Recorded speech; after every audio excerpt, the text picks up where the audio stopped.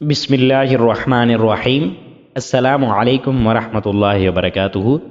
آج کی ہماری حدیث جس کا مفہوم حضرت ابو ہریرہ رضی اللہ تعالی عنہ راوی ہیں کہ حضور علیہ الصلوۃ والسلام نے فرمایا کہ ایسے 3 شخص ہیں جن کی مدد اللہ پر اس کے وعدے کے مطابق واجب ہے۔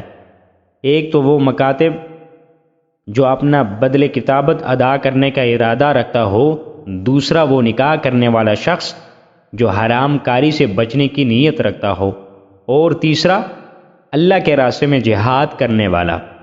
اس حدیث کی تشریح سے ہمیں معلوم کیا ہوا، مکاتب اس غلام کو کہتے ہیں جس کا آقا اس سے یہ کہہ دیتا تھا کہ اگر تم مجھے اتنا روپے کما کر دو گے تو تم آزاد ہو جاؤ گے۔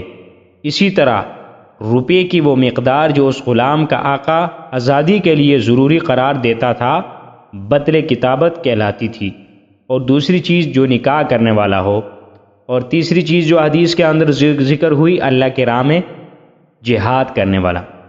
یہ 3 ایسے شخص ہیں جن کے اللہ تبارک و تعالی ضرور مدد فرماتا ہے۔